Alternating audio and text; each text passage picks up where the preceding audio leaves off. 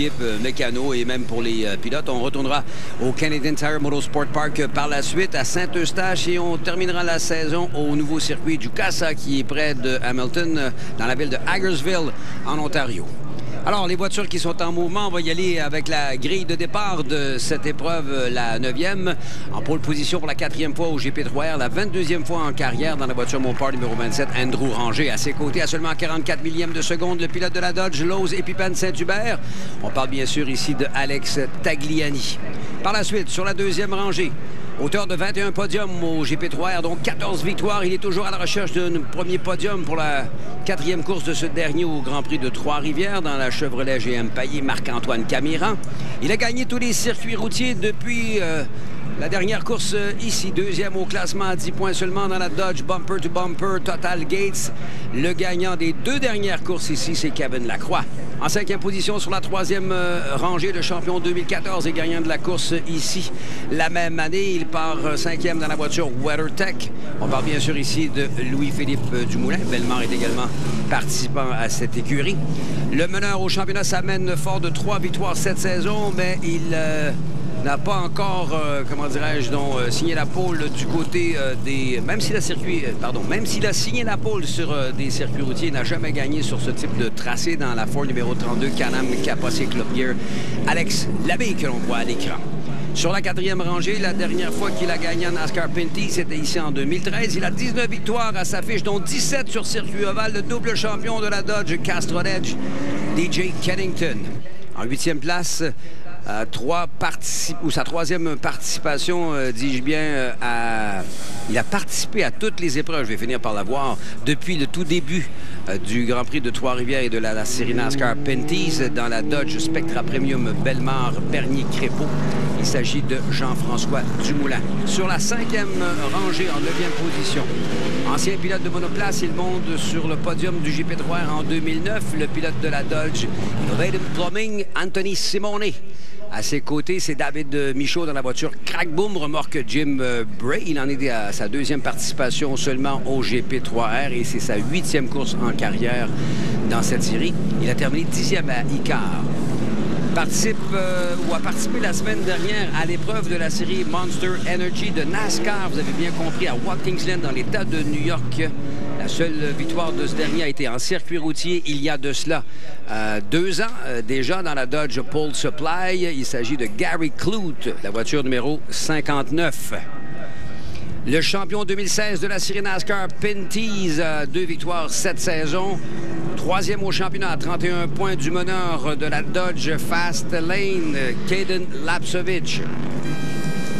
Il a gagné ici sous la pluie en 2011. On l'a vu gagner en 1990 également en Players GM. Il remplace aujourd'hui Matthew Scannell dans la Dodge Humvee numéro 2. Il s'agit de Robin Buck. C'est seulement sa 3e course cette saison. On parle ici de celui qui pilote la Dodge Castrol Best Buy. Il a terminé 6e à Icar lors de notre dernier rendez-vous là-bas. C'était son meilleur résultat en NASCAR Pinty's. Il s'agit de Simon Dion-Vien. 9e au championnat, sa première saison complète en NASCAR Pinty's dans la Ford Jonesville Sausage. C'est Adam Martin, un des 10 pilotes qui fait le championnat au grand complet. À 60 ans, en 16e position, on en surprend plusieurs. Il a terminé 12e à Icar lors de la dernière course tenue là-bas sur circuit routier. C'est son 3e départ en NASCAR seulement dans la Dodge numéro 20 groupe Pouliot. Il s'agit de Raymond Gay. C'est la première fois qu'il court au GP3R. Il partira de l'arrière parce qu'il a manqué la réunion des pilotes. Le 99, il s'agit de Brandon White. À ses côtés, dans la Dodge Cricket, 10e départ en Pinty's. Lui aussi ira à l'arrière du peloton parce qu'on a fait des modifications à sa voiture entre la qualification et maintenant, il s'agit de Jocelyn Fecteau. En 19e position, 14e l'an passé, 5e départ en série Pinty's. Dans la voiture GoVR, c'est Martin Côté. Et dans la Dodge Wonder, le remplaçant d'Andrew Ranger à Edmonton, c'est Larry Jackson. On comprend maintenant pourquoi, parce qu'on avait oublié de le mentionner. Andrew est si loin au championnat. Il a été victime d'un empoisonnement alimentaire avant la course d'Edmonton, notre dernier rendez-vous. Et c'est là qu'il a eu des problèmes et qu'il a été remplacé. On l'a entendu et on l'a vu tantôt en conversation avec nos 3 meilleurs aux qualifications. On parle ici de Carl Nadeau. Carl, vos impressions avant qu'on donne le départ de cette folie furieuse de 50 tours? Je pense que c'est la bonne façon de le décrire, folie furieuse. Je m'attends à un Grand Prix chaudement disputé. Bien sûr, on a 3 pilotes qui sont encore positionnés au championnat, qui ont des chances de remporter, donc ils devraient être un petit peu plus patients. Mais il y a des loups qui ont faim. Entre autres, Andrew Ranger. Andrew Ranger, vous avez parlé tout à l'heure de son nouveau moteur.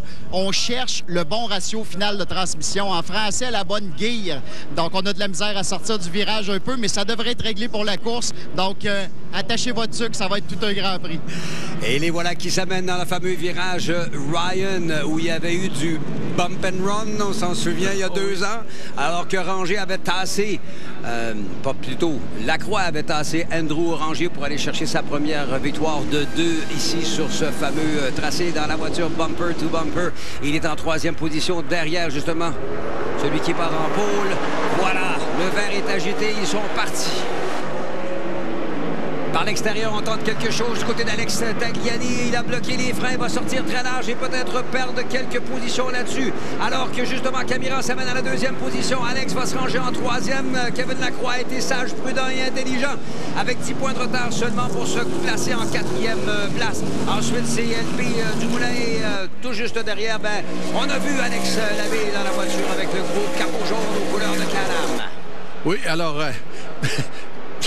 Regardez, j'ai hâte de voir Andrew Ranger, les 2 bonhommes qui se battent pour la victoire. Vraiment. Anthony Simoni qui plonge au virage numéro 6 au départ de DJ Kennington. On est à 3 de large et pris en sandwich avec Kaden Lapsovich, la voiture rouge dans la partie supérieure de l'écran qui va perdre plusieurs positions, lui qui est 3e au classement général. Et j'essaie justement de voir si Kaden Lapsovich n'a pas une crevaison ou quelque chose comme ça. En tout cas, la voiture de Tag en 3e position.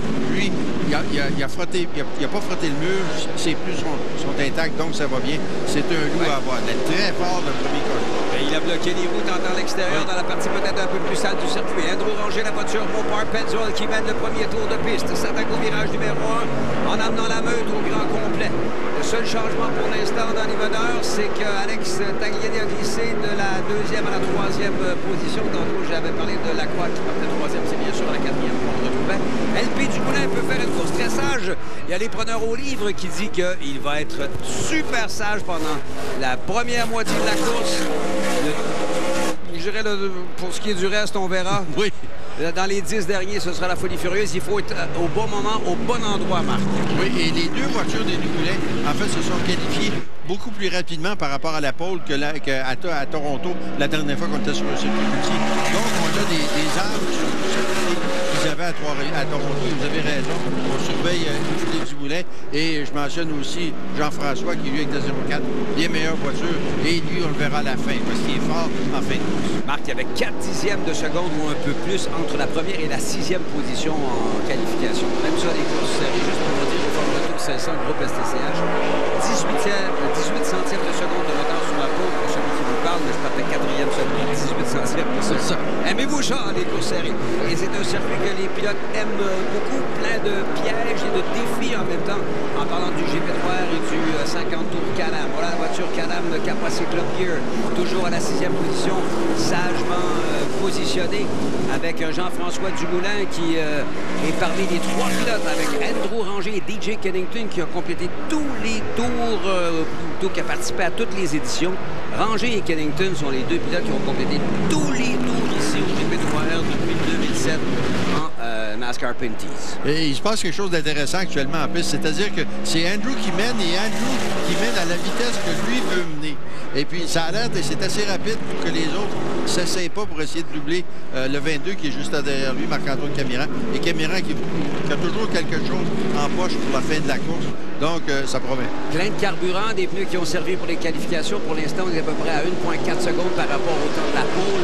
C'est 1,8,3. Andrew Ranger qui a réalisé jusqu'à présent. Non, celui qui a le meilleur temps, c'est Kevin Lacroix. Il vient de faire un 1,8,331. C'est lui qui a été le plus rapide. En disant ça, qui passe à la ligne d'arrivée? Andrew Ranger pour faire quoi? Ah ben c'est ça, 1,8,00. Oui, et c'est le bon temps pour prendre avantage des bons pneus parce qu'on peut se rouler à ce rythme-là et après 20 ou 30 tours, les pneus vont commencer à s'aménager un peu.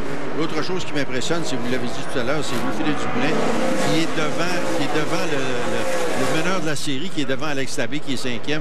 Très impressionnant. Et Jean-François Dumoulin, 7e. Donc, les deux Dumoulin sont au rendez-vous en début de course. Anthony Simoni qui semble vouloir s'impatienter derrière Jean-François. Justement, la voiture est bleu pâle aux couleurs de Louis, qui en passant est la propre entreprise de ce pilote qui n'est pas seulement qu'un excellent pilote, qui est un excellent homme d'affaires également, avec qui j'ai eu le plaisir de croiser le frère en Formule 500. Vous l'avez vu rouler en Formule 500 ici, Anthony Simoni, il y a de cela quelques années. Oui, en fait, c'est un bonhomme qui maintenant, c'est probablement sa 4e ou 5e année qu'il fait avec NASCAR. Il était jeune quand il jouait. C'est la voiture numéro 95 qui met la pression un petit peu sur la 04 de Jean-François Dumoulin dans la Dodge Bernier Crépeau, qui l'a bien sûr de de Bellemare. La belle glissade bien contrôlée par un Andrew Ranger qui était très relax avant la réunion des pilotes tantôt. En culotte courte, la vie est belle. En fait, il n'y a pas beaucoup de pression pour ce qui est du championnat. Ce qu'il veut, c'est gagner l'épreuve. Et c'est ce qu'il veut surtout, c'est poursuivre cette série de victoires de deuxième place, entreprise il y a de cela 10 ans. Et moi, ce que j'aime aussi, c'est qu'il y a eu des petits problèmes durant la qualif et il savait maintenant, si ma voiture est en ordre, elle était déjà rapide, là, elle était un petit peu plus rapide, puis elle va durer toute la course. Donc, il y avait comme un secret dans sa poche, un peu plus de performance que peut-être qu'il avait démontré depuis on a tous parlé, Marc, en début de reportage, que ça allait peut-être être l'apocalypse, mais pour l'instant, on semble être relativement sage. On voit qu'Alex Tagliani commence un petit peu à s'impatienter parce qu'il voit Andrew Ranger peut-être tranquillement se détacher. Il veut forcer peut-être Marc-Antoine Camiran dans la voiture Julien Payet à y aller avec un petit effort supplémentaire, question de ne pas laisser trop de place pour respirer à Andrew Ranger. Oui, et par contre, doubler Marc-Antoine Camiran, ça ne sera pas facile parce que Marc-Antoine a une excellente voiture. La voiture louée de l'équipe de Steckley, Marc-Antoine n'arrête pas d'en parler, comment elle est bien préparée. L'équipe est super professionnelle et ça va bien. Et parlant de belle préparation, il y a eu beaucoup de travail qui a été fait aussi chez les Dumoulin et aussi chez la 32 de l'équipe de David. Méchant contrat d'ailleurs pour les Dumoulin qui préparent leur propre voiture maintenant. Louis-Philippe me confiait tantôt qu'on avait beaucoup travaillé sur les châssis, fait des modifications. Alors qu'Anthony Simoni se plonge à l'intérieur, il va doubler et prendre la 8e position, la 7e devrait dire, à Jean-François Dumoulin. Voilà, c'est confirmé. On a vu que Jean-François résistait du mieux qu'il pouvait. Hein. La voiture dansait au freinage. Il faut dire qu'on arrive quand même pas mal rapidement au bout du boulevard du Carmel. C'est l'endroit par excellence pour doubler. Mais ce que j'ai vu, c'est que oui, il a résisté, mais à un moment donné, il a regardé de côté et il a vu que Simoni était rendu contre lui. À ce moment-là, ça sert à rien de résister. Laisse-le aller, puis on reviendra tout à l'heure, parce que le 04, Jean-François Dumoulin, il est excellent en fait. On va se dire les vraies affaires. Hein. On est à peu près 200 km/h quand on arrive de la ligne droite, Marc. Et les voitures sont lourdes et les freins sont, je dirais, minimalistes sur ces voitures. Oui, l'idée étant, naturellement, que les voitures, à l'époque, ne coûtaient pas, voulaient pas que ça coûte cher. Donc, on a des étriers qui sont des produits série de General Motors, mais on a des plaquettes de qualité, on a des plaquettes de frein, et un grand choix de plaquettes selon aussi le conducteur du pilote. 1,1 seconde, l'avance d'Andrew Ranger sur Marc-Antoine Camiran, la voiture numéro 26 versus la 22, alors que, voilà, on se coltaille au bout de cette fameuse ligne droite. Encore une fois, Marc-Antoine Camiran a été sage là-dessus. J'ai l'impression qu'on ménage la mécanique là-dessus. Et c'est maintenant Alex Tagliani qui est en deuxième place. Oui, parce que Tagliani aime être premier. Il n'y a aucun doute. Il dit, quand je suis en avant, la piste m'appartient et je peux faire ce que je veux. Et là, vous avez raison, hein? Andrew s'en va, puis là, il est temps que j'aille chercher Andrew. Je ne sais pas comment Andrew va réagir si Alex réussit dans la voiture Lowe's et Pippen Saint-Hubert à se rapprocher de ce dernier. Mais il me contait que du côté de Toronto, Alex et lui avaient eu une petite conversation. Alex disant, écoute, on est sûr de faire un podium si on se comporte intelligemment, patati patata. La première chose qu'on sait, Alex tente un dépassement auquel Andrew ne s'attendait pas. Et entre les deux. Un dépassement, j'étais là, un dépassement impossible. C'est un peu comme presque comme essayer de doubler à l'intérieur dans la porte du Plessis. Théoriquement, il y a assez de place, mais dans les faits, c'est impossible. Est-ce que vous voulez faire référence à certains événements dont vous avez été témoin hier? D'ailleurs, moi, je tiens à remercier les gens qui sont venus essayer de me consoler après ce qui est arrivé justement sur le et on a constaté que ça ne passait pas à deux. Non, mais écoutez, à sa défense, puis c'est pas parce que je veux le défendre, mais il est jeune. C'était probablement... Il n'a pas couru assez longtemps à la porte du Plessis pour savoir que ça passe pas. Là, il le sait. Mais ça passe quand tu descends côte à côte vers la porte du Plessis. Pas quand tu essaies de surprendre quelqu'un. Oui, c'est ça. Ça fait ça l'expérience que vous dites. Alors qu'on voit LP Dumoulin dans la voiture WeatherTech Belmar aux prises avec un Alex Labbé, la voiture Can-Am Kappa Club Gear qui met maintenant la pression. L'écart entre les deux et pour le moins minime au moment où on se parle. C'est moins de 2 dixièmes de seconde entre les deux. Pendant ce temps-là, Camirand ne lâche pas d'une semaine Alex Tagliani.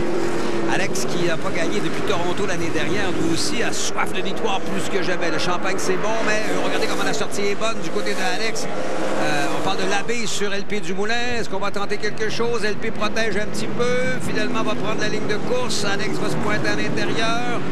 Et c'est à 2 qu'on va négocier le virage numéro 6. Et là, finalement, sagement et intelligemment, comme il l'est d'ailleurs, c'est comme ça qu'il est allé chercher sur le championnat. On parle bien sûr de LP Dumoulin.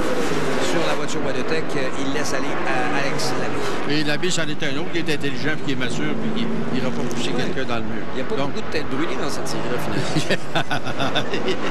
Vous êtes trop drôle.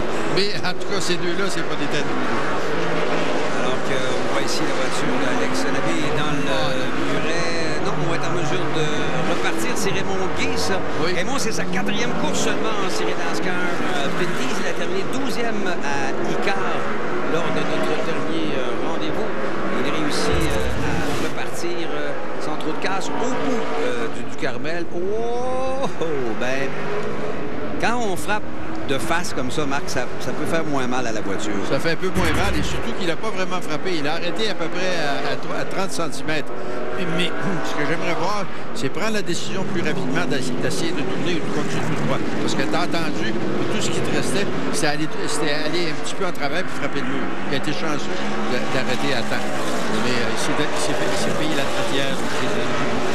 Raymond Gay qui est dans la voiture. Il est marqué classique international de canot et groupe Pouliot. La classique, est-ce que c'est celle de Québec? Non, je pense que c'est la chute. Ah, la tuque. Et Raymond est un sexagénaire. Il ne faut pas l'oublier. Alors, il vit son rêve. Il le fait de fort belle façon, il faut le mentionner. Andrew Ranger, lui, fait carrière dans le sport automobile, bien sûr. Moi, il m'avait impressionné énormément, Andrew Ranger, en Formule 2000. En fait, c'était la Franam à l'époque que ça s'appelait. Il y a eu la Formule Atlantique, mais lorsqu'il a fait le saut en IndyCar et qu'il a réussi une 2e position à sa 2e épreuve dans cette catégorie seulement, c'est quand même assez impressionnant. On va s'arrêter le temps d'une pause, rangée devant Tagliani, Camirand, Lacroix et Labbé. Cet été, on va avoir du plaisir avec Kia. Roulez dans le très spacieux Sorento et profitez du paysage avec le toit ouvrant panoramique spectaculaire. Ou éclatez-vous en Kia Forte et restez connecté avec Apple CarPlay. Et faites un pied de nez à la canicule en Forte 5 à l'aide des sièges refroidissants. Profitez d'offres drôlement intéressantes pendant l'événement Juste pour rouler de Kia, partenaire officiel du festival Juste pour rire. Vous pensez que les sites de voyage vous montrent tous les hôtels? Eh bien non. En fait, vous pourriez bien passer à côté de votre hôtel idéal. Chaque site Internet vous propose des hôtels différents. Certains sites vous montreront seulement cela, tandis que certaines applications, seulement ceci. Mais comme Trivago compare des centaines de sites, Trivago vous offre une meilleure vue d'ensemble de tous les hôtels disponibles. Encore une façon pour Trivago de vous aider à trouver l'hôtel idéal au meilleur prix. Un hôtel, Trivago. Saviez-vous qu'il y a une nouvelle tendance pour les chambres à coucher à travers le pays? Allô, ici Lynn Martel. Vous avez un style de vie actif qui demande une nuit de sommeil ultime et vraiment réparatrice? Vous cherchez à maximiser le confort et le luxe dans votre chambre? Si vous avez répondu oui à l'une de ces questions, alors il est temps de considérer un lit réglable style de vie. Quand je remonte la position de la tête et du pied de mon lit, c'est comme s'il me dorlotait. Profitez au maximum de votre chambre avec la technologie au bout de vos doigts. On aime tellement, mais tellement notre lit ajustable. Votre chambre devrait être votre oasis privée pour relaxer, vous revigorer et profiter d'un sommeil profond et réparateur comme vous le méritez. J'étais vraiment impressionnée par l'immense sélection de lits style de vie chez Dormez-vous. Se procurer un lit ajustable, c'est l'une des meilleures décisions qu'on ait jamais prises. Vraiment. Pour une durée limitée, les bases de lit style de vie modèle Up de Tempur-Pedic et Sealy sont en solde à partir de seulement 799 $. C'est l'occasion idéale d'obtenir un sommeil d'un niveau supérieur. Le vélo demeure un moyen de transport sain et pratique. Mais quand vient le temps de le ranger, c'est tout un problème. La solution? Le support pour vélo Bike Nook, le rangement à la verticale. Bike Nook libère 3,5 pieds d'espace de rangement instantanément. C'est facile. Regardez, vous n'avez qu'à déposer la roue arrière du vélo sur le rail et le soulever ensuite jusqu'à ce qu'il soit bien appuyé sur le support vertical. Bike Nook range le vélo instantanément et procure de l'espace. Bike Nook s'ajuste à toutes les hauteurs. Votre vélo est toujours là où il ne faut pas. Placez-le à la verticale avec Bike Nook et récupérez plus d'espace. Aller au travail en vélo, c'est bien, mais ne le laissez pas sans protection. Bike Nook peut le protéger. Le vélo encombre le garage et l'accrocher reste un défi, sans parler des dommages possibles. Mais il suffit de quelques secondes pour ranger 1, 2, 3 vélos et plus. Le support à vélo est disponible chez un détaillant participant Canadian Tire près de chez vous.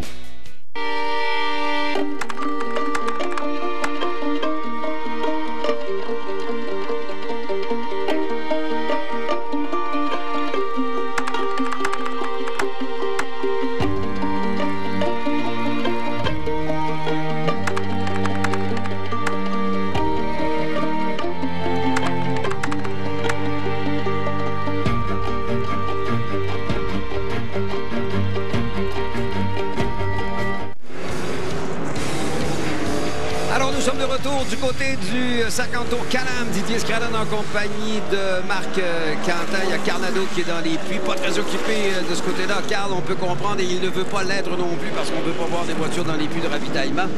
On a discuté tantôt pendant la pause, Marc, du fait que peut-être que Marc-Antoine Camiran veut jouer un rôle temporisateur dans les premiers tours de piste, réussissant à séparer Ranger et Tagliani avec Lacroix qui semblait gérer un petit peu ses premiers tours de piste. Labbé qui est de plus en plus à l'attaque. Par contre, présentement, Alex Labbé qui est à la 5e position. LP qui est 7e, lui aussi, attend peut-être sagement en embuscade.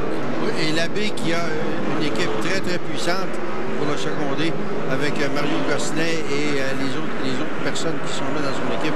Et ça veut dire que la voiture est très, très bonne. Et Gosselin m'admettait qu'on a une bonne voiture. Je pense qu'on est bien placé. Ça va marcher. Kevin Lacroix à la 4e position subit les assauts d'Alex Labbé. Il est à 2,2 secondes du meneur. Là, présentement, Lacroix, son meilleur temps 1,8.3 contre 1,8.0 pour Andrew Ranger. On est venu sous la barre, on est passé sous la barre des 1,9 maintenant, montrant que les pneumatiques ont peut-être offert leur meilleure performance en début d'épreuve. Kevin Lacroix, alors qu'on a vu Brandon White aller tout droit dans la voiture numéro 99, la voiture AMD Design, il sera en mesure de continuer. Je ne crois pas qu'il y ait neutralisation à cause de cela. Wow, là, il y en a un qui est allé dans le mur. Michaud. C'est Michaud, ça, je crois. En fait, il est allé dans le mur. On voit que c'est l'arrière qui a accroché les pneus à la sortie du virage numéro 6. Voilà notre première neutralisation. Et ça se passe au 14e de 50 tours de piste. Et ça veut dire que l'arrière a touché le mur de pneus. Et là, l'avant est allé taper dans le mur. Oui, j'anticipais exactement la même chose. J'espère qu'on va voir une reprise. Alors, la voiture est immobilisée et ce qui va faire qu'on va se retrouver, alors qu'on voit la reprise à la sortie de la porte du Plessis. Voilà. C'est comme ça que... Et ça a cogné dur. Hein? La suspension avant est chaudement... très sérieusement, dis-je bien, endommagé. Ranger, Tagliani, Camiran, c'est toujours le top 3 au 50 tours Can-Am. On va revient après cette courte pause. Restez là, mesdames, messieurs. Saviez-vous qu'il y a une nouvelle tendance pour les chambres à coucher à travers le pays? Allô, ici Lynn Martel. Vous avez un style de vie actif qui demande une nuit de sommeil ultime et vraiment réparatrice? Vous cherchez à maximiser le confort et le luxe dans votre chambre? Si vous avez répondu oui à l'une de ces questions, alors il est temps de considérer un lit réglable style de vie. Quand je remonte la position de la tête et du pied de mon lit, c'est comme s'il me dorlotait. Profitez au maximum de votre chambre avec la technologie au bout de vos doigts. On aime tellement, mais tellement notre lit ajustable. Votre chambre devrait être votre oasis privée pour relaxer, vous revigorer et profiter d'un sommeil profond et réparateur comme vous le méritez. J'étais vraiment impressionnée par l'immense sélection de lits style de vie chez Dormez-vous. Se procurer un lit ajustable, c'est l'une des meilleures décisions qu'on ait jamais prises. Vraiment. Pour une durée limitée, les bases de lit style de vie modèle Up de Tempur-Pedic et Sealy sont en solde à partir de seulement 799 $. C'est l'occasion idéale d'obtenir un sommeil d'un niveau supérieur. Intensité. Agressivité. Détermination. Destruction. Alouette Argonaut, samedi dès 15h30 sur RDS.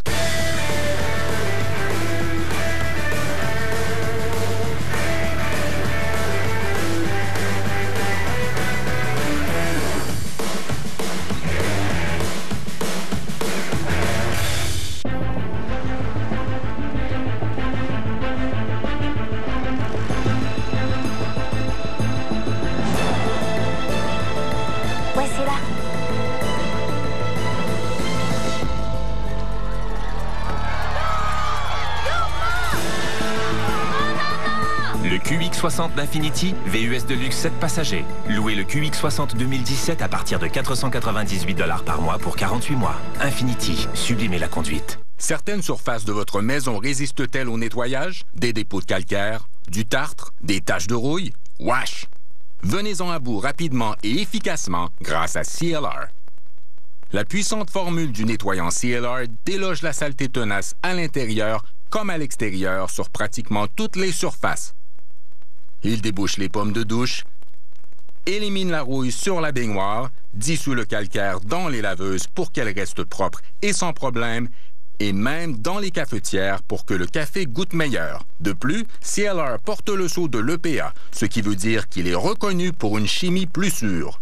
Vous savez ainsi que le produit ne pose aucun risque pour votre famille ou l'environnement. CLR, un produit dur mais sûr qui respecte l'environnement. Dur contre la saleté, doux pour tout le reste. Participants, Canadian Tire, Home Hardware, Home Depot, Loblaws Maxi, Rona, Renault Dépôt, Métro Super C, Jean Coutu, Tigre Géant, Pharmaprix, Canac, BMR, Unimat, Walmart.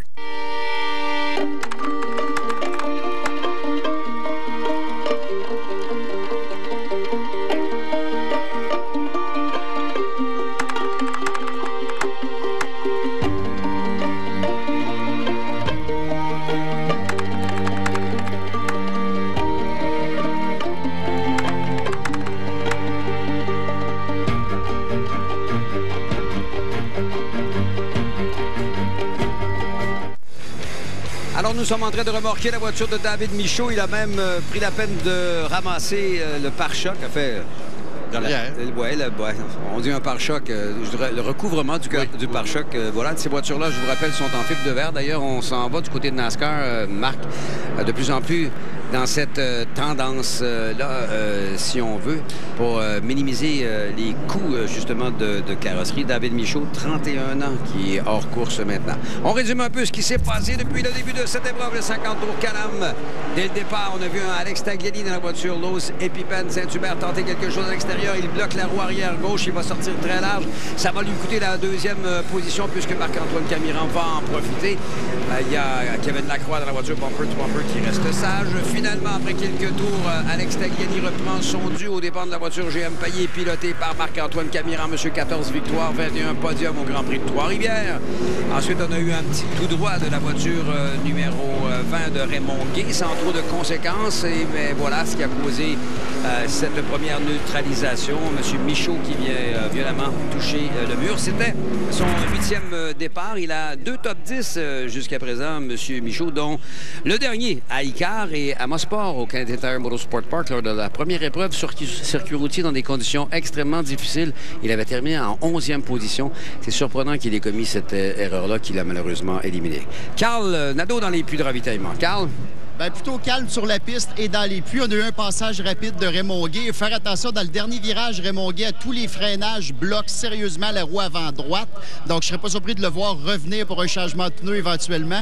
Il y en a eu Robin Buck qui a fait un arrêt rapide au puits aussi. On a travaillé, on a fait un ajustement de suspension et boum, la voiture a été relancée. Donc, il y en a quelques-uns qui ont profité tout de même de l'arrêt sur la piste pour procéder à des légers changements. Bon, chose qu'on n'a pas le droit de faire pendant les qualifications. Je l'avais appris à mes dépens en 2008. Je m'avais fait partir à l'arrière. J'ai adoré mon expérience, il faut le préciser. Moi, c'est drôle parce que j'ai côtoyé Robin Buck dans la série Players GM, là où il a terminé premier, deuxième et troisième, 3 années de fil ici au circuit de Trois-Rivières. Et il pilote la voiture Humvik, la 02, que Matthew Scannell pilote normalement. Et Robin Buck est un vétéran de 53 ans, mais qui est dans une forme assez exceptionnelle. Je l'ai vu tantôt. Disons qu'il s'entraîne plus qu'une ou deux. Il s'entraîne tout court. Oui. Il s'entraîne plus que le reste de l'équipe. Il a gagné au Grand Prix de Trois-Rivières ici en 2011. Ça se passait sous la pluie. C'est un vétéran pilote qui a 31 courses à son actif, dont 2 victoires. L'autre est sur un circuit québécois à Icar la même année, si je me souviens bien. Je me rappelle très bien, la première année de la course, de la visite de NASCAR à Icar. 13 top 5, 18 top 10. Il a roulé 2 fois cette année à Mosport en 16e position et à Toronto en 17e. Ça n'a pas été très bien pour lui au moment où il était supporté par la coop publicitaire des concessionnaires Dodge de l'Ontario. Alors, c'est la voiture numéro 02 qu'on voit dans la partie supérieure de l'écran. Vous aurez peut-être remarqué celle de Claude. Elle a ceci de particulier, c'est que le numéro de la voiture n'est pas dans la porte. Elle va passer dans le virage numéro 2. Oups, on a fait un changement de plan de caméra. C'est que NASCAR permet, un peu comme on le fait du côté du Mexique, d'avoir toute la portière pour mettre les commanditaires et on peut mettre le numéro de la voiture sur l'aile arrière plutôt que sur le côté afin d'afficher en plus gros le plus de commanditaires possible. Je trouve que c'est une excellente initiative de ceux qui gèrent la série parce que, on le sait, l'argent, c'est le nerf de la guerre. Oui. Et l'autre chose que j'apprécie grandement de la part de NASCAR, c'est que les numéros sont lisibles. Il y a des contrastes de couleurs et c'est facile de lire les numéros. J'ai fait une série tout à l'heure avec les prototypes et le contraste n'était pas énorme. Le contraste n'était pas énorme entre le numéro et la voiture, puis ils sont très petits et on les voit mal. Alors, on surveillera comment ça va se passer du côté de la relance. On peut peut-être en profiter pour parler un petit peu de pilotes qui sont un petit peu moins présents, mais qui donnent beaucoup d'efforts. Je parle de Simon Dionvien, qui est à la 12e position présentement. Cette année, il a le support de Castrol et toujours avec Best Buy, les pièces d'auto. Simon qui a un programme, comment dirais-je, un peu plus partagé. Il le faisait avant que les circuits routiers. Il aime bien le vent et c'est ce qu'il fera. Il sera à Riverside, d'ailleurs, la semaine prochaine. Ça, c'est pas facile, hein? On l'a mentionné en début d'émission, de passer d'une série où on court sur un circuit routier à un circuit ovale la semaine suivante. Mais surtout, si vous avez seulement une voiture, vous êtes obligé de la convertir d'une spécialité à l'autre. On surveille la relance parce que lors du lancement, Andrew Ranger s'est tassé un petit peu vers la droite et à un moment donné, il a touché à la voiture d'Alex Labbé, d'Alex Tagliani. Il l'avait envoyé un petit peu au large. Et là, j'ai hâte de voir qu'est-ce qui va arriver. Ranger Tagliani en première ligne, Camiran Lacroix en deuxième, Labbé, Dumoulin en troisième, Simonet, Jean-François Dumoulin en quatrième ligne, Kennington et Claude pour le top 10. Le vent est agité, on est reparti. On entreprend le 18e tour de piste. Encore une fois, un petit contact. Cette fois-ci, on est un petit peu plus sage derrière également. Ça joue pas trop serré. Attention à LP. Est-ce qu'il a la possibilité d'attaquer du côté de Alex Labbé qui est un peu pris à l'extérieur? Et on s'est touché d'ailleurs. Ça va passer à 2 de large, mais il faut être 2 pour passer à 2 de large dans la... Il faut être côte à côte, devrais-je dire, pour passer à 2 de large dans cette partie du circuit extrêmement serré. Et LP l'a très bien joué pour prendre une position. Non, finalement, à la réaccélération, Alex dans la voiture Can-Am dans la partie supérieure de votre écran a réussi à conserver sa position. Pendant ce temps-là, Jean-François va reprendre sur la voiture d'Anthony Simonet. Anthony Simonet l'avait dépassé au même endroit en début d'épreuve. Maintenant, il a repris son dû dans la voiture Spectra Premium. Bernier, Crépeau et Bellemare, bien sûr. Les 2 premiers légèrement détachés avec Camiran dans la voiture GM Payet en troisième, la voiture blanche en rouge et blanc également. C'est Lacroix dans la voiture bumper to bumper Total Gates. Au virage Villeneuve, vous parliez des belles glissades. Très bien contrôlé encore une fois de la part de M. Mopar lui-même. Andrew Ranger dans la voiture numéro 27 supporté par Benzo. Encore une belle glissade, vous allez voir à la sortie du virage de la part de Ranger. Mais c'est parfaitement contrôlé, comme un pilote de terre le ferait, saurait le faire. Alors, bravo. Champion 2007-2009 de cette série, vice-champion l'an dernier. On a tendance à l'oublier du côté de ce dernier. En parlant, bien sûr, de Andrew Ranger. 4 victoires, 6 deuxième position au Grand Prix de Trois-Rivières. De ces 22 victoires, 17 sont venues sur circuit routier. C'est 457 tours complétés au Grand Prix de Trois-Rivières, donc 95 en tête. Et ça se poursuit, il en a ajouté 20 maintenant. On est rendu à 115. Regardez les deux meneurs au championnat. Alex Labbé en 5e place et Kevin Lacroix 4e. Et on revient encore pour la bataille, mais là, on sait que la course est longue. Prenons ça calmement. Mais moi, ce que j'aime, c'est voir les deux Moulins juste derrière. Et j'aime surtout voir Jean-François, qui a toujours été difficulté depuis le début de la saison, et qui maintenant est dans la roue de son frère et une voiture superbe. Il est très fort en essai de nouveaux réglages. Et on n'avait jamais roulé sur ces réglages avant hier. Dans la voiture Can-Am Kappa Club Gear, la voiture numéro 32, on parle de celle de Alex Labbé. On a qualifié en 6e position. Je lui ai demandé ce matin un peu pourquoi et qu'est-ce qui était arrivé. Il dit « J'ai touché au mur intérieur dans le fameux virage numéro 2. » Et ça a un peu déstabilisé la voiture dans ce qui devrait être le meilleur tour. On dit que les pneumatiques donnent, quand ils sont flambant neufs comme ça, le meilleur d'eux-mêmes lorsqu'on entreprend le premier tour après le tour de chauffe. Et il n'a pas été en mesure d'améliorer. Il s'est dit, après la deuxième tentative, il dit, ça ne vaut vraiment pas la peine d'user les pneumatiques. On va se contenter de la 6e place et gérer tout ça par la suite. Et puis, il y a une autre partie de cette histoire-là, parce que Mario Gosselin m'expliquait la même chose qu'il vous expliquait à vous, mais il a dit que quand Alex Labbé est arrivé pour prendre le virage, il a tourné le volant, et la voiture a changé de direction plus qu'il s'attendait. Il a frotté le mur en ouvrant pour essayer de se donner de la place. Donc, il dit, la voiture est bonne. Encore une fois, la voiture numéro 20 qui part en tête à queue, celle de Raymond Gay. On va passer dans le gazon là, pour l'éviter. Une belle manœuvre de Martin Côté. Et voilà, le tête à queue pour relancer tout ça. Il y avait un drapeau bleu d'agité. Il faut faire attention parce qu'en NASCAR, le drapeau bleu, ça ne veut pas dire qu'il y a un retardataire qui s'en vient. Ça veut dire qu'il y a une situation de dangerosité sur la piste. On a été en mesure de partir. C'est l'arrière qui a décroché. Peut-être encore une fois le fameux phénomène du tressautement du train arrière. Ce sont des ponts rigides sur ces voitures-là. Et lorsqu'on en demande trop aux pneumatiques à l'arrière, la suspension a tendance à sauter. Et lorsqu'on sautille comme ça, on perd de l'adhérence. Et quand on perd de l'adhérence, on part en tête à queue. On part en tête à queue. Merci beaucoup. Et pendant ce temps-là, écoutez, regardez le 22, Marc-Antoine Camiran qui est revenu juste derrière Tag et qui met de la pression sur Tag. Labbé est en train d'en mettre sur la croix assez sérieusement. Merci, on l'a vu à la sortie du virage de Payet. Dans la ligne droite maintenant qui mène au virage numéro 1. Il y a une espèce de cuvette dans le virage numéro 1 qu'on doit absolument aller chercher. Il faut passer très près du muret intérieur pour profiter de cette dénivellation dans l'asphalte. Sinon, on est propulsé vers le côté gauche. Et là, on est dans un circuit où le devers est négatif, c'est-à-dire que la piste penche vers le mur de ciment et vous amène et vous attend avec un large sourire. Oui, mais c'est une rue, hein? Donc la partie la plus haute est au centre, et de chaque côté, bien, il y a l'évacuation d'eau. Donc, quand vous passez par-dessus le crête et que vous êtes de l'autre côté, bien là, tout à coup, la voiture commence à glisser de l'arrière parce qu'elle descend la côte, le devers est négatif. LP Dumoulin qui commence à se rapprocher dangereusement là, de Kevin Lacroix. Plutôt de Alex Labbé et de Kevin Lacroix. Son frère est tout juste derrière la voiture Spectra Premium en bleu.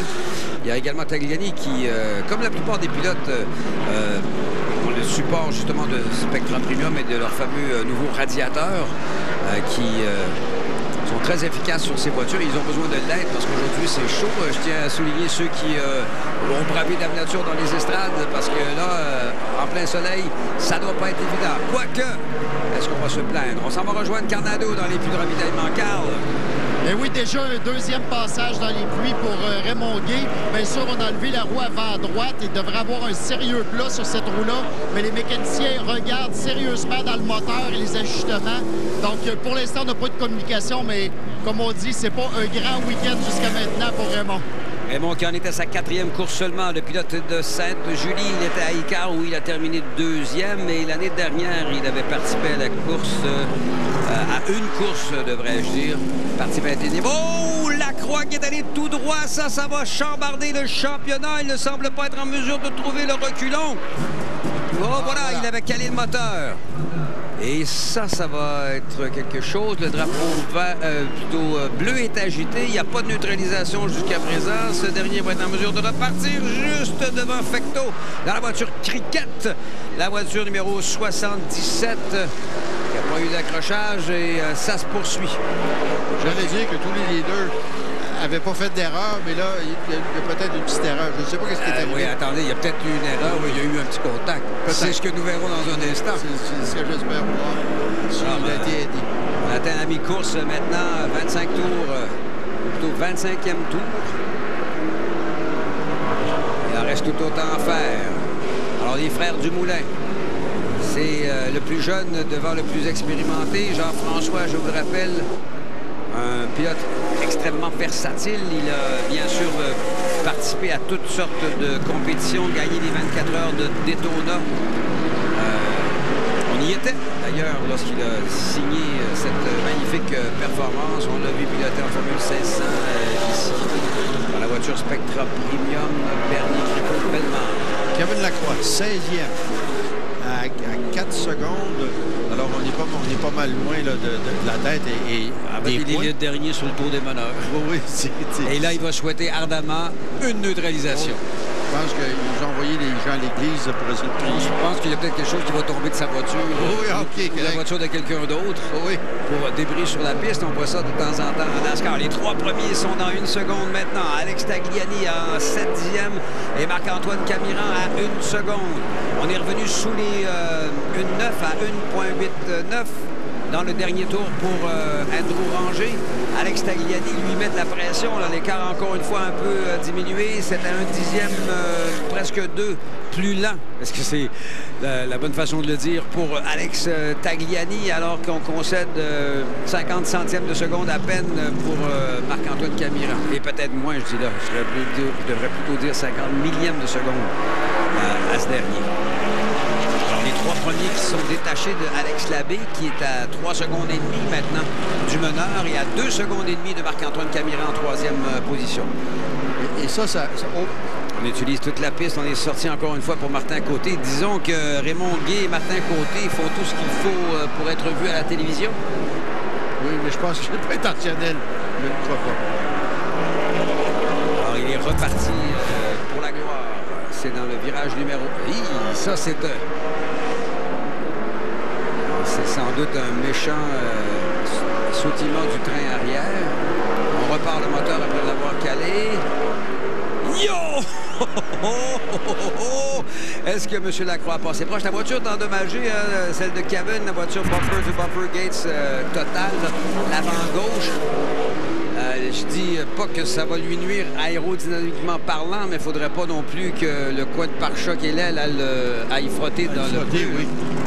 Ou qu'il y ait plus de dommages à l'intérieur, cachés derrière, peut-être au niveau du radiateur. Excellente observation, M. Quentin.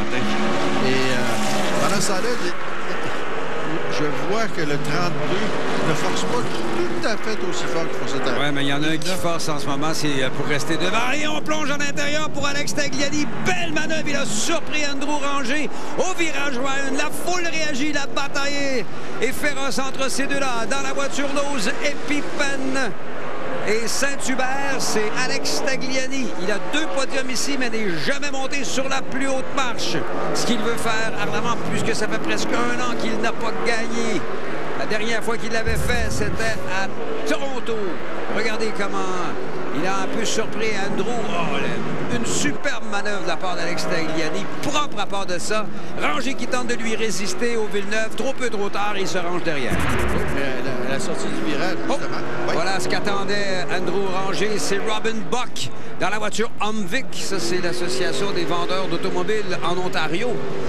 Et je ne sais pas qu'est-ce qui lui est arrivé, mais l'avant est en contact avec le sol, crevaison ou bris de suspension. Il a sans doute touché au mur quelque part, j'ai l'impression. Pour l'instant, il n'y a pas de neutralisation. Est-ce qu'il sera en mesure de se rendre au puits de ravitaillement? Ça se passe derrière les meneurs Alex Tagliani et Andrew Ranger. Oui, la crevaison, on la voit. Et ça va amener une neutralisation, la deuxième au 28e tour de piste. Alors, ça va remettre les pendules à l'heure et donner un sérieux coup de main à Kevin Lacroix, toujours sur le tour du meneur. Il aura l'occasion de se coller justement à ceux qui sont devant lui. On va s'arrêter de tendre une pause. Alex Tagliani mène devant Andrew Ranger et Marc-Antoine Camiran. Vous écoutez le 50 tours Canam au Réseau des Sports. Bonjour, ici Lynn Martel. Chez Dormez-vous, nous offrons une grande sélection exclusive de luxueux oreillers pour votre bien-être qui peuvent améliorer la qualité de votre sommeil. Comme l'un de nos plus populaires, l'oreiller Gel Cool. Le secret du Gel Cool est son appliqué unique conçu pour disperser la chaleur. Pour le prouver, nous avons utilisé une caméra infrarouge afin de comparer un oreiller de mousse mémoire traditionnel avec le Gel Cool. Et voyez, le Gel Cool reste 30% plus frais. Et la housse respirante est toute nouvelle et maintenant fabriquée avec la technologie Cool Max. Cool Max améliore la circulation d'air et évacue l'humidité. De plus, le Gel Cool permet un alignement parfait pour votre tête et votre cou et est idéal pour ceux qui dorment sur le côté, le dos ou le ventre. Pour une durée limitée à l'achat d'un oreiller Gel Cool, vous pouvez en obtenir un deuxième gratuitement. Visitez l'un des Dormez-vous ou commandez en ligne à dormez-vous.com pour profiter de l'offre d'oreiller Gel Cool. Achetez-en un et obtenez-en un deuxième gratuitement. Améliorez la qualité de votre sommeil grâce à l'oreiller Gel Cool. Visitez l'un des Dormez-vous ou commandez en ligne à dormez-vous.com pour profiter de l'offre d'oreiller Gel Cool. Achetez-en un et obtenez-en un deuxième gratuitement.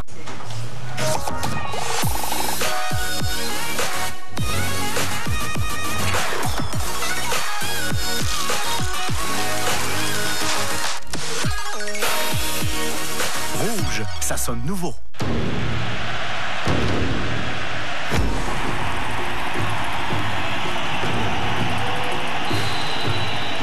La Coupe du monde de rugby féminin. Canada-Nouvelle-Zélande, jeudi 6h55 sur RDS.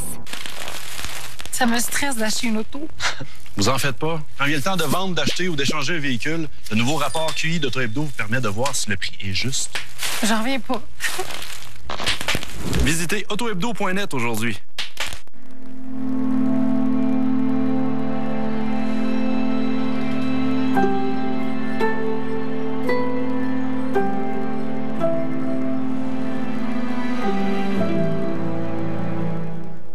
Le vélo demeure un moyen de transport sain et pratique. Mais quand vient le temps de le ranger, c'est tout un problème. La solution? Le support pour vélo Bike Nook, le rangement à la verticale. Bike Nook libère 3,5 pieds d'espace de rangement instantanément. C'est facile. Regardez, vous n'avez qu'à déposer la roue arrière du vélo sur le rail et le soulever ensuite jusqu'à ce qu'il soit bien appuyé sur le support vertical. Bike Nook range le vélo instantanément et procure de l'espace. Bike Nook s'ajuste à toutes les hauteurs. Votre vélo est toujours là où il ne faut pas. Placez-le à la verticale avec Bike Nook et récupérez plus d'espace. Aller au travail en vélo, c'est bien, mais ne le laissez pas sans protection. Bike Nook peut le protéger. Le vélo encombre le garage et l'accrocher reste un défi, sans parler des dommages possibles. Mais il suffit de quelques secondes pour ranger 1, 2, 3 vélos et plus. Le support à vélo est disponible chez un détaillant participant Canadian Tire près de chez vous.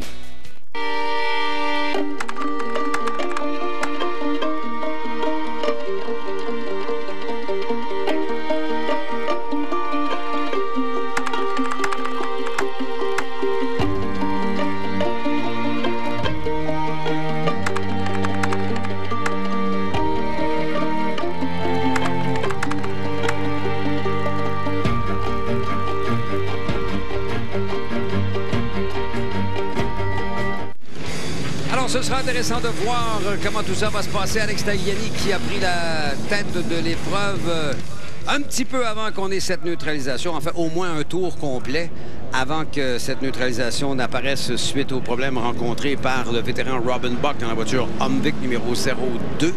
Alex Tagliani qui va amener le peloton lors de cette relance. Je vous rappelle que le meneur de l'épreuve a le choix de partir soit du côté gauche ou du côté droit de la piste à sa bonne convenance. Par contre, la position numéro 3 est officiellement à la droite de la piste à l'intérieur, le 4 à l'extérieur. C'est peut-être parfois ce qu'il y a de mieux d'être à l'extérieur lorsqu'il y a une relance comme ça, puisque si on réussit à conserver sa position dans le virage numéro 1, on a la bonne place, c'est-à-dire du côté gauche de la piste pour le prochain virage, qui lui est à gauche, le virage numéro 2. Et même pour le virage suivant, pour le 3. La porte du Plessis, bien sûr. On a vu tantôt LP Dumoulin profiter de ça, de se pointer à l'intérieur. Alors, Kevin Lacroix est allé dans les buts de ravitaillement. On s'en va tout de suite y rejoindre Carl Nadeau. Carl? Vraiment pas bon signe pour l'équipe bumper to bumper. On répare justement un bumper. On est en train de retaper. Visiblement, l'accident, ça commençait à ouvrir, bien sûr, à vitesse qu'on arrive à la fin des lignes droites. Et on a un bon contact côté gauche avec le mur. On roule clairement sur les pneus. Donc, on va perdre beaucoup de positions. Peut-être pas des positions, mais du temps. Il y aura peut-être l'occasion de rejoindre le reste du peloton parce que je ne crois pas qu'il ait perdu de tour comme tel et qu'il était le dernier sur le tour du meneur, Carl.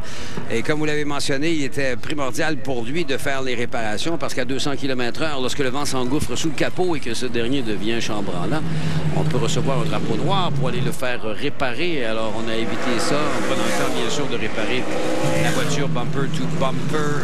Gates total.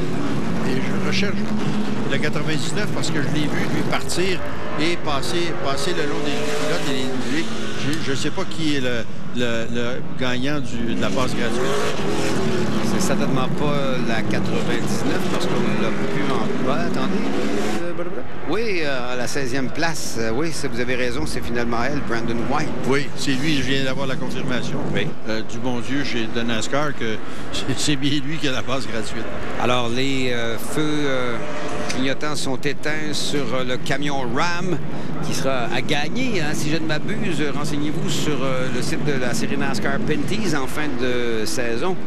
Cette magnifique camionnette de type pick-up 4x4 de Ram. Attention, on est prêt à relancer l'épreuve. Tagliani à l'intérieur. Voilà, c'est parti. On est parti bien avant qu'on ait agité le drapeau vert. On a entendu les moteurs rugir, mais tout le monde est parti en même temps. Donc, ça va bien. Alex Tagliani qui va conserver sa première position. Attention, dans la voiture GM Payet, est-ce que ce sera trop peu trop tard? Oui, il va se rabattre derrière Andrew Ranger. Je parle bien sûr de Marc-Antoine Camiran. Il y a Alex Labbé qui tente quelque chose. Il veut protéger sa position au départ de... Oui, on s'est touché, là, avec LP Dumoulin. Est-ce que ça s'est bien passé pour ce dernier à la sortie? Oui. Alors que Lapsevich s'amène à la hauteur d'Anthony Simonet. Derrière lui, on voit la voiture de Simon Dion vient dans la partie supérieure. Anthony Simonet qui plonge à l'intérieur. Et on a touché, c'est Jean-François Dumoulin qui l'a envoyé en tête à queue. Kaden Lapsevich a frôlé la catastrophe, mais a quand même réussi à partir. Oui, alors bravo pour Lapsevich, heureusement. Et pour les autres, malheureusement, des jaunes amènent des jaunes. Et là, on va certainement en avoir un parce que la voiture est arrêtée à un endroit dangereux avec le freinage au bout de la ligne droite. Est-ce qu'il sera en mesure de repartir? Je n'ai pas l'impression. Je crois qu'il attend qu'on mette le drapeau jaune. C'est ce qu'il veut, Anthony Simonet, bien sûr. Voilà que Alex Tagliani va attaquer le 33e tour de piste. Il n'y a pas encore de neutralisation. Je suis persuadé qu'Anthony Simonet, même s'il serait en mesure de repartir, veut qu'on ait une neutralisation. Et quelquefois, voilà.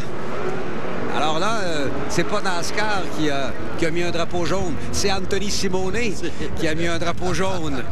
Alors, comme par hasard, comme par miracle, il repart. Revient à la vie. Dans la voiture Innovative Plumbing. Regardez ce qui est arrivé. Il a dû se passer quelque chose, j'ai l'impression. L'autre a fermé, c'est sûr. Jean-François allait en parfaite ligne droite. L'autre a fermé un petit peu et Jean-François s'est dit, ferme tant que tu veux, mon ami. Moi, je fais ma ligne. Et pas aujourd'hui. Tu ne feras pas la passe du gorille aujourd'hui, certain. Et voilà ce qui est arrivé. Oui, il y avait quelqu'un à la droite de Jean-François aussi, mais je crois qu'il s'est, comment dirais-je, donc, confirmé. Oui, c'est ça. Voilà le terme que je cherchais. Anthony Simone qui est parti en tête à queue, une 68e course en carrière. Il n'a pas encore gagné. Il a une pole quand même, 7 top 5 et 22 top 10 pour Anthony Simone, le pilote de Barrie en Ontario. Il a 37 ans. C'était notre 3e neutralisation au 32e tour de piste de ce 50 tours Can-Am au Réseau des sports dans le cadre de la 48e édition du Grand Prix de Trois-Rivières. Ça fait 50 ans qu'on y court. Il y a eu 2 petites années où ça a fait relâche, comme on dit. Oui. On a pris un petit break en bon français. Et c'est en santé plus que jamais. Moi, je tiens à souligner encore une fois tout le travail de Dominique Fugère et de toute l'équipe du Grand Prix de Trois-Rivières qui nous accueille de façon exceptionnelle à chaque année. Et on y croise énormément de bénévoles. Des gens dont moi, je pense que c'est mon 28e. Le premier, c'était en 1990. Les 2 premières années, je courais en série Honda Michelin, mais on n'est pas ici. Et en 90, on l'a fait pour la première fois et je n'ai pas manqué un depuis ce temps-là. Et je revois des visages familiers. Et je tiens encore une fois, comme j'ai mentionné tantôt, à dire un gros merci aux gens qui ont été fort sympathiques à ma cause hier dans la course du Formule Tour 500 groupe STCH. Je pense qu'on a donné quand même, je parle des pilotes de cette série, un excellent spectacle. C'est solide, un peu comme ce qu'on voit ici aujourd'hui. La Formule 500, c'est toujours un bon spectacle. Et toutes les séries, la série Nissan Micra, la Coupe Porsche également, il y a les prototypes, les LMP3 qui sont venus ici avec les prototypes Mazda ensemble. Il y a les gens du CTCC également qui ont offert un excellent spectacle. C'est un très beau Grand Prix de Trois-Rivières. On a peut-être été pas chanceux dans ce qu'on appelle les prévisions météo, mais finalement, il y a à peu près pas plus du week-end et aujourd'hui, c'est magnifiquement beau. Et on tient à vous remercier d'avoir pris la peine de vous déplacer, ceux qui sont sur place, et dire bienvenue aux gens à RDS qui nous regardent en direct. Et puis, on n'a pas parlé de la semaine du week-end passé avec le championnat mondial de rallycross. Avec... Là, on a été moins chanceux qu'au début. Oui, là, on était moins chanceux, mais tout de même, le spectacle était à la hauteur. Moi, de voir courir les supermotos en maniaque de moto, un peu comme vous d'ailleurs, c'est un secret bien gardé, mais M. Schranen est un gars de moto et le spectacle était superbe. Il n'y a pas eu d'incident terriblement grave. Tout le monde qui s'est relevé et marchait, même s'il y en avait un qui avait un plâtre, malheureusement, un petit peu cassé. Mais beau spectacle la semaine passée aussi. On sera du côté de Riverside. C'est à Antigonish, en Nouvelle-Écosse, lors de notre prochain rendez-vous. C'est la semaine prochaine, rien de moins. Ensuite, on retourne au Canadian Tire Motorsport Park en même temps que les camionnettes de la série Camping World. Ensuite, ce sera à Saint-Eustache qu'on ira faire un tour et on termine le tout à Hagersville au circuit de Jukasa, c'est en fait, c'est un circuit qui renaît. Oui, c'est un circuit qui renaît ça s'appelait Cayuga. Dans le temps, dans le bon vieux temps. C'est ça qui est... Oui, c'est Cayuga. J'ai couru, moi, à Cayuga en Players GM. Il est tout excité, mesdames et messieurs. J'ai couru à Cayuga. Non, mais c'était ma première course ovale de toute ma vie en Players GM. J'ai qualifié dernier. Oui. Parce que j'en ai mis un peu trop, un peu plus que comment, c'est quoi l'expression? Le bon Dieu a demandé ou je sais pas trop quoi. Oui. Et finalement, ça m'a permis, partant dernier, de réussir la remontée de la course parce que j'avais terminé 9e et j'avais gagné un cadeau empoisonné, c'est-à-dire un téléphone cellulaire. On remonte à 1991. Oui, bien, ça a été... tout l'endroit a été repris par des gens qui ont investi beaucoup d'argent et la piste revient. Apparemment, ça a été refait. Oui, j'ai vu des images, c'est super, oui. superbe également. Et pour ceux qui ont jamais fait, qui sont jamais allés dans les provinces atlantiques, là, le week-end prochain, à Antigonish, l'endroit est superbe. Vous êtes à 40 km de l'île du Cap-Breton. Vous êtes dans un endroit spectaculaire du pays. Bucolique, comme on dit. Oui, bucolique. Alors, je me demandais quand est-ce que vous étiez pour le sortir. Et ben voilà. Alors, la voiture numéro 20, si je vous... non, c'est M. Bock qui va profiter, semble-t-il, de la passe gratuite. C'est la 20 ou c'est celle de Bock que je viens de voir passer? Ça devrait être Robin Bucky, le détenteur de la passe gratuite. Oui. C'est bien la 20, la voiture Humvik Leyland. Alors qu'Alex Tagliani mène cette épreuve. Alex, c'est beaucoup de pression. C'est un pilote exceptionnel, un peu comme Marc-Antoine Camiran. Juste en passant, là, statistiquement parlant, je peux vous donner des chiffres assez renversants. On l'a dit tantôt, 21 podiums au circuit de Trois-Rivières. Ils sont à égalité, hein? Le Doc Hébert, Jocelyn Hébert, qui en a fait un également hier en CTCC dans son Acura. Un travail de développement tout à fait exceptionnel. Marc Montminier, qui est l'ingénieur sur ma CMB, la voiture du groupe Énergie STCH Dodge RDS. C'est lui qui travaille sur cette voiture-là également. Et ils sont maintenant à égalité. Moi, je tentais d'aller chercher un autre podium, un 17e, mais je suis bloqué à 16 pour une 3e position au plus grand nombre de podiums. Tout ça pour vous dire qu'il a 14 victoires ici, M. Camiran. 4 deuxièmes, 3 troisièmes. Il a couru en Formule 500, en Formule 2000, en American Le Mans Series, en Touring, en GTO, GTU, en Grand-Am dans la catégorie GS et dans la catégorie ST, en CTCC, en ST et en Grand Tourisme, en Supercar, en Sportsman de Stuttgart, en NASCAR Canadian Tire et en Rallycross en côte à côte. Et si on parle d'un pilote polyvalent, oui, on peut parler de Marc-Antoine Camiran. Jerry Rochon le comparait, c'est le Mario Andretti du sport automobile québécois. Oui, apparemment. Et un bonhomme avec qui j'ai travaillé il y a 2 ans. Calme, écoute ce que le chef d'équipe dit, est d'accord, supporte le reste d'équipe toujours, embarque dans la voiture, ne s'énerve pas quand il y a des problèmes, explique ce qui se produit, puis après ça, on embarque dans la voiture, puis je vais m'arranger. Alex Tagliani va amener la meute. Il a 2 podiums ici. Il a terminé 3e en 2015 et en 2016. Il a manqué la pole par 44 millièmes de seconde. Par combien ira-t-il chercher la victoire? Ou est-ce que Andrew Ranger voudra renouer avec le succès? Lui qui a déjà 4 victoires sur ce fameux tracé et 6 deuxièmes positions. J'ai l'impression qu'à moins d'une catastrophe, on est parti pour voir un autre top 2 pour Andrew Ranger. Mais, étant donné que ça fait plus d'1 an qu'il n'a pas gagné, je crois qu'il va opter pour la première position plutôt que la 2e pour continuer cette longue série de succès au GP3R. On est prêt à s'élancer. En carrière, Alex Tagliani a une moyenne au départ de 5,8 à l'arrivée de 10,6. Il a 5 victoires. Il a 8 pôles positions. Et sur ses 53 départs, il a 33 top 10 et 20 top 5. Si on regarde ça, son meilleur résultat cette saison au Delaware, il a terminé en 2e position. On était sur un circuit ovale. À Icar, il a terminé en 5e position après avoir fait la pole, plutôt le meilleur temps, devrais-je dire.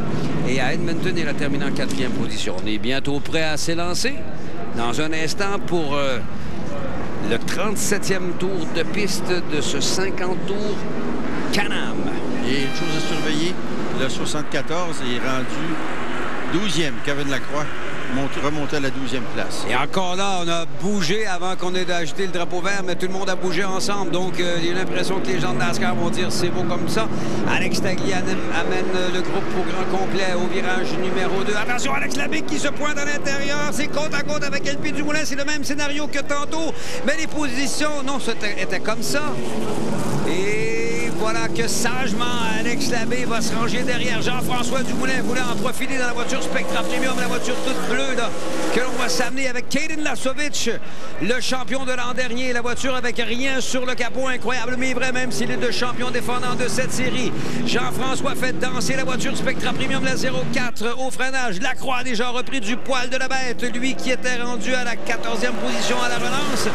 Le voici qui s'amène dans la voiture bumper to bumper. Il vient de passer. Simon Dion vient pour la 9e position. Si j'ai bien vu, on va confirmer ça. 1, 2, 3, 4, 5, 6, 7, 8, 9, exactement. Tout juste derrière eux, au gros freinage, c'est Clout qui s'amène. Alors qu'on négocie le virage Villeneuve. Là où Claude Bourbonnais et Jacques Villeneuve s'étaient accrochés en 1993 lors de l'épreuve de Formule Atlantique. C'était quelque chose, on s'en rappelle très bien. Et là, regardez le drame qui se prépare. Oh, on a bloqué les roues du côté de Alex Labbé. Est-ce qu'on a pu en profiter tout juste derrière Jean-François Dumoulin à la 6e position? Non, il est toujours derrière. Jean-François dans la voiture numéro 04. Là. Son meilleur résultat, si je me souviens bien, c'était une 6e ici. Oui, hein? Mais là, lui, c'est le podium qu'il veut avoir. Il va plonger à l'intérieur sur Alex Labbé. Il s'est ravisé à la toute dernière seconde. Oui, ce que j'allais dire, c'est que le drame qui se prépare, c'est qu'à l'avant, vous avez un bonhomme qui veut absolument gagner, qui ne joue pas dans les points pour le championnat. Et vous en avez un, le 18, qui, lui, joue pour le titre. Mais il aimerait bien gagner. Jean-François, je m'en excuse, avait terminé 4e ici en 2014. Il avait manqué le podium de peu. C'est la fois où son frère cadet, LP, Louis-Philippe, avait réussi à aller chercher la victoire. Louis-Philippe en 4e position, la voiture WeatherTech Belmar. Et là, on va avoir droit à toute une fin de course, Marc, ça c'est certain. Il reste 11 tours de piste à faire maintenant. Oui, et Lacroix, pour le mentionner, a rejoint un paquet de voitures et va s'employer. Il lui reste encore 11 tours. Il va s'employer à en doubler au moins 4-5.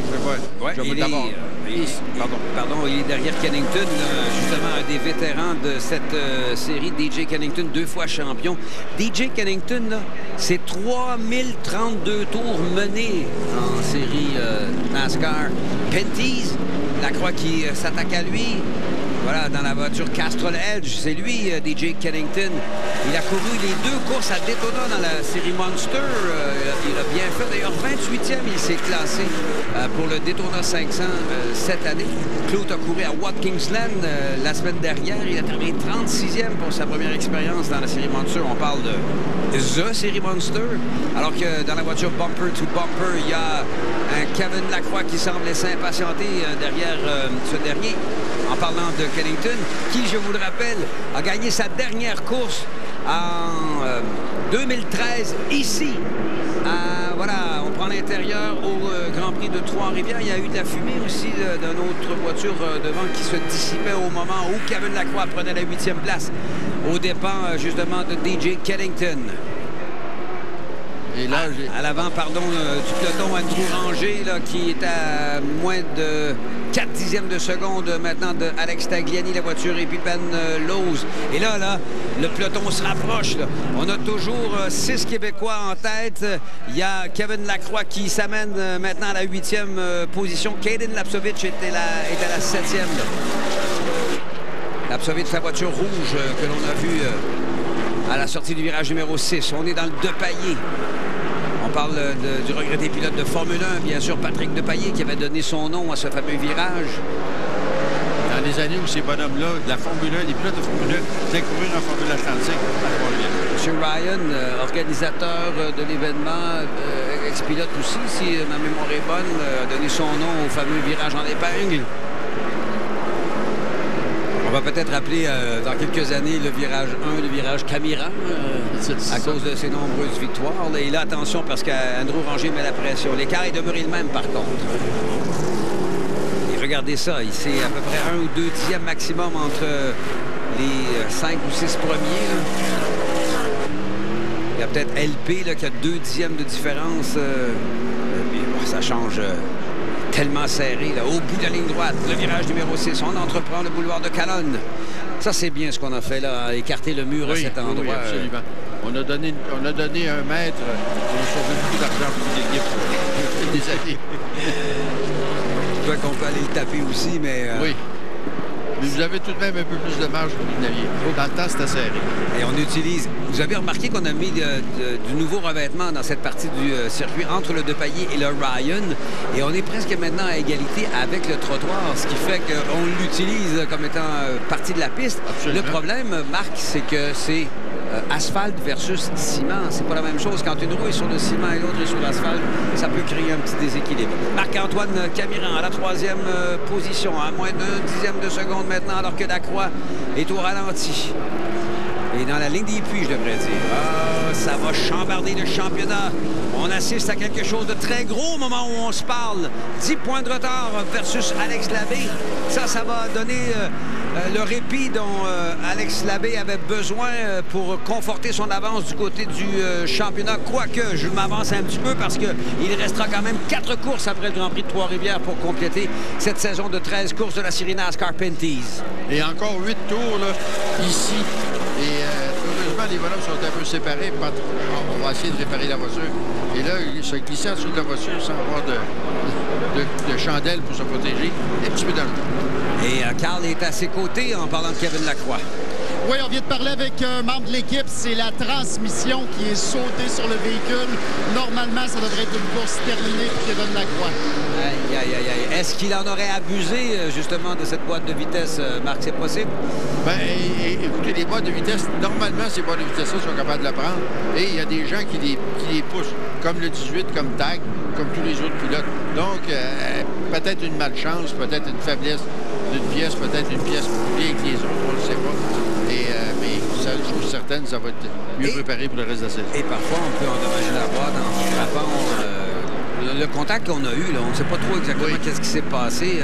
Peut-être que Carl va être en mesure de nous le dire si jamais, malheureusement, Kevin est forcé à l'abandon. On pourrait peut-être lui poser la question de nous trouver la raison pour laquelle il s'est retrouvé dans le mur de pneus à la porte du Plessis tantôt. Oh, Lapsovitch, la voiture rouge. Full drift, comme dirait l'autre. Oui, absolument. En 7e position. Et regardez les 4 premiers. Et parlant de glissade, celle de LP Dumoulin, la voiture WeatherTech, Bellemare, la voiture noire, ou plutôt blanche, au toit noir. Tout juste derrière Marc-Antoine Caméran. Justement, Carl est en compagnie d'un débité, certain Kevin Lacroix. Oui, en compagnie de Kevin Lacroix. Abandon crève-cœur pour toi, Kevin. Qu'est-ce qui s'est passé avec la voiture? Voilà. La transmission. Plus capable de changer les vitesses, donc un peu plus avancé. OK, transmission. Avant ça, tu as eu un contact avec le mur. Est-ce que tu as eu une touchette avec un autre pilote ou le contact, c'était juste une erreur? Alors, une touchette. Un Kevin moins souriant qu'à l'habitude, c'est le moins qu'on peut se dire, mais tout de même, il s'est prêté au jeu de l'entrevue, donc on le remercie. Donc, il a été poussé, semble-t-il, dans le mur de béton. Qui était derrière lui, messieurs? Est-ce que vous vous en rappelez? Troisième, quatrième à ce moment-là. C'est peut-être LP qui était derrière lui à ce moment-là. Je sais pas. On va... Ou Alex Labbé. Regardez, c'était peut-être Labbé, oui. Mais là, regardez comment c'est serré entre Labbé, le 32 puis le 47, ici, WeatherTech. Carl est en train de nous écouter, c'est certain. Je vous lance le défi, Carl. La poussette venait de qui, s'il vous plaît? Alors qu'on voit ici, dans le virage Villeneuve, un LP Dumoulin aux prises avec un Alex Labbé très à l'attaque à la 5e position. Mais Labbé est sans doute au courant que maintenant Kevin Lacroix est dans les puits de ravitaillement. La voiture bumper to bumper, Gates total et hors course au moment où on se parle. Et ça va faire, bien sûr, la différence dans le cadre du championnat. Les points, ça varie tellement d'une série à l'autre. J'ai perdu le décompte un petit peu. Oui.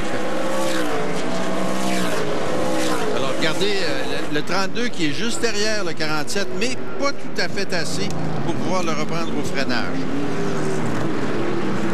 Alors, les voici qui s'amènent. On aura 5, là, c'est 4,5 à faire, je dirais.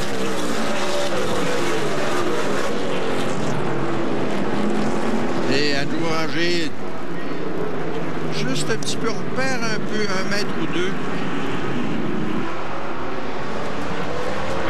Alors que dans le Villeneuve, ça commence à jouer sérieux, là, parce que Jean-François Dumoulin veut se joindre à la fête également en 6e position. On complète le 45e.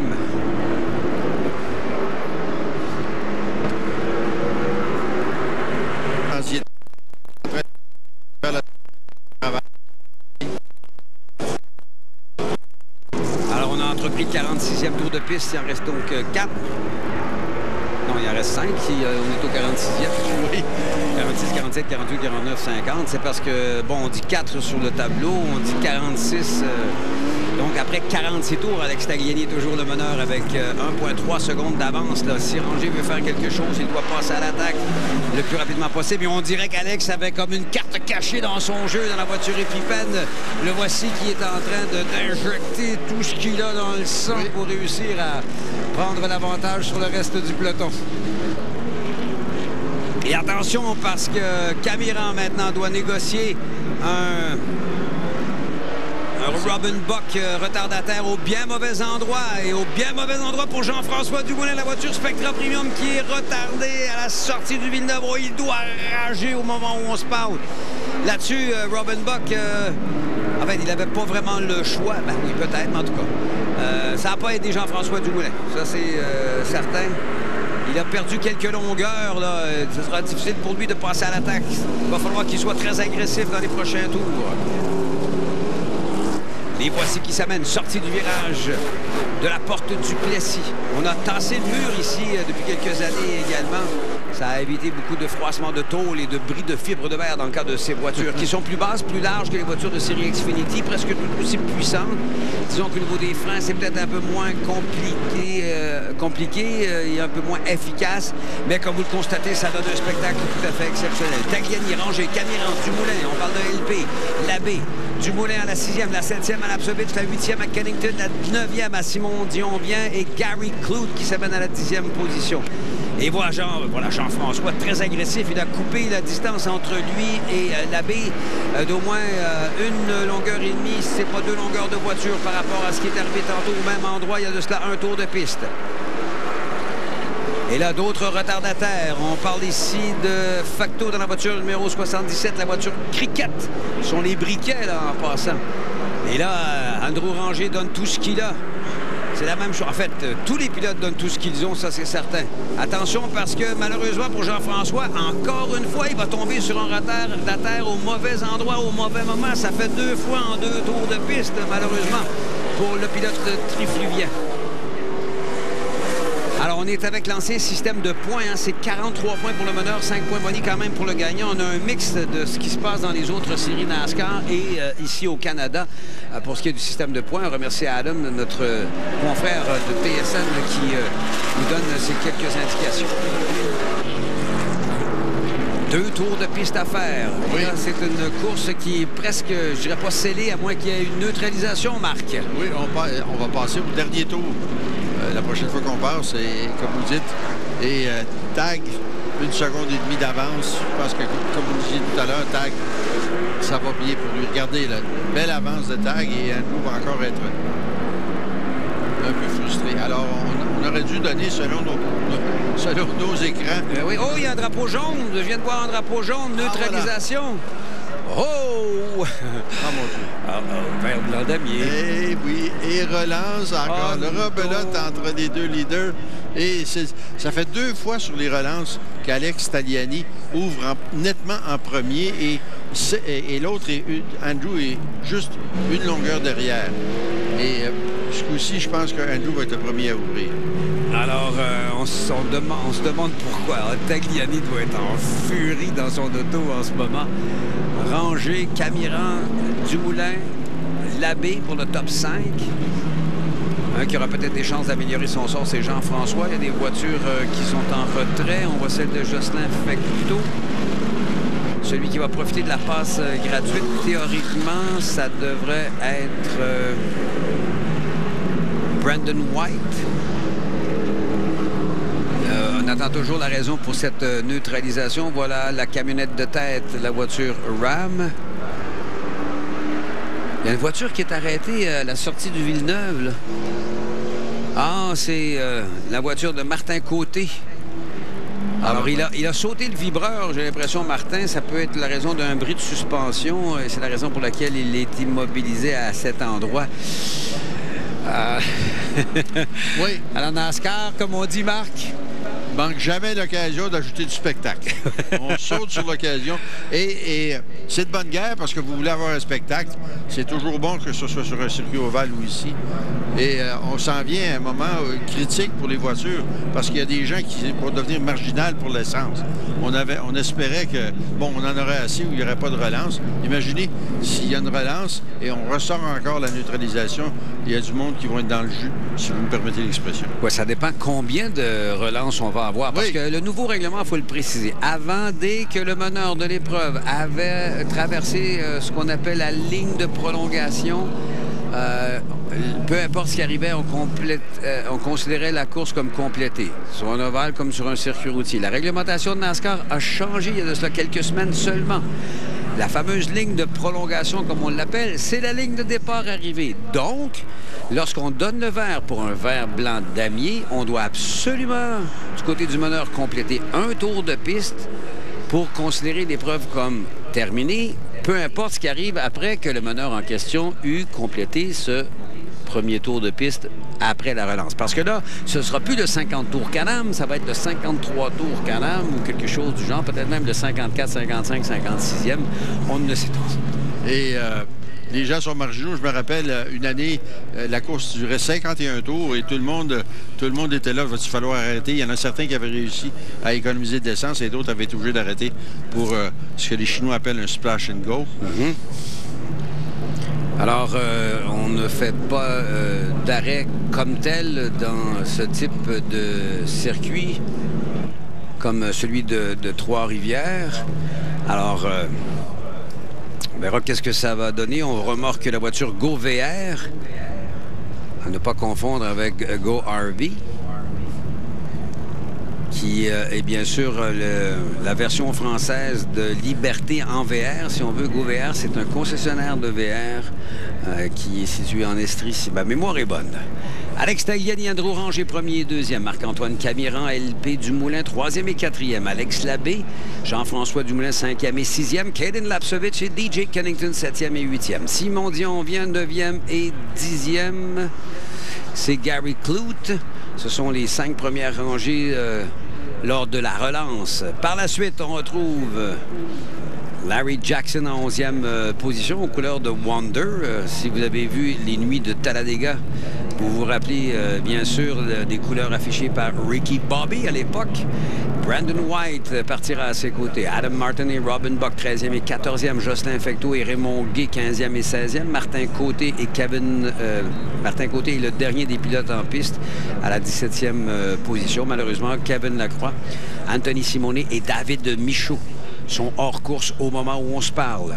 On devrait donner le vert au prochain passage. On surveillera la camionnette Ram. Je vous invite à aller faire un tour sur le circuit, sur le site de la série NASCAR Penties, car cette magnifique camionnette Ram est à gagner à la fin de la saison 2017 qui se poursuit la semaine prochaine dans les Maritimes à Antigonish au circuit de Riverside.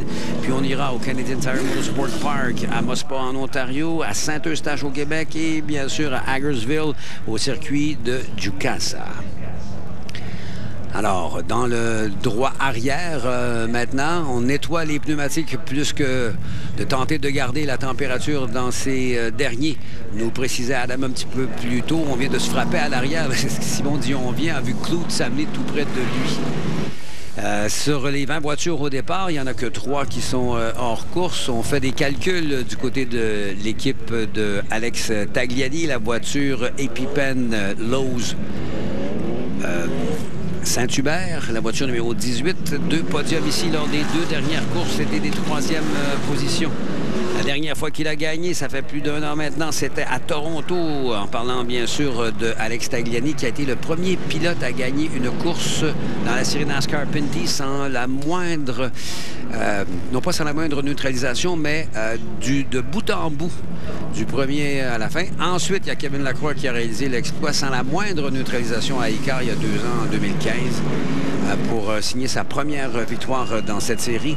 Il a gagné tous les circuits routiers, Kevin Lacroix, depuis 1 an maintenant, mais là, il est dans les puits de ravitaillement, malheureusement, avec un bris de boîte de vitesse. Attention, c'est un vert blanc damier. C'est la dernière chance pour Andrew Ranger de tenter d'aller chercher une victoire. Alex Tagliani a très bien géré cette relance. Il est en première position. Andrew Ranger par l'extérieur avec Marc-Antoine Camiran. Ranger très sage. La même chose pour Camiran derrière. Jean-François Dumoulin est là. Alex Labbé qui joue le championnat là, est très prudent. Attention, il vient de bloquer maintenant une tentative de Jean-François Dumoulin. Kaden Lapsovich a touché légèrement au rail de protection, mais c'est sans trop de gravité puisque Kennington n'a pas réussi à le passer dans le droit arrière. Le boulevard du Carmel, le virage numéro 6. Tout le monde semble bien négocier le tout sans le moindre accrochage. Simon Dion vient aux prises avec Robin Buck. Ce dernier, en parlant de Simon Dion, ressort en dérapage, mais la voiture Castrol, pièce d'auto Best Buy, résiste aux attaques. Pendant ce temps-là, Alex Tagliani a creusé un petit écart, une longueur et demie de voiture. Attention, le virage Serge Villeneuve. Dans un instant, si justement Alex Tagliani réussit à traverser la ligne de départ arrivée, on considérera, quoi qu'il arrive, la course comme complétée. Le drapeau blanc est agité. On entreprend le 53e tour de ce qui était le 50 tours Can-Am, toujours avec Alex Tagliani en tête. Andrew Ranger en grosse glissade. La même chose pour Marc-Antoine Camiran dans la voiture GM Paillé derrière. On donne le maximum présentement. Tout le monde est à fond la caisse. On veut absolument aller chercher la victoire lors de cette 11e édition de la course NASCAR Pinty's dans le cadre de la 48e du Grand Prix de Trois.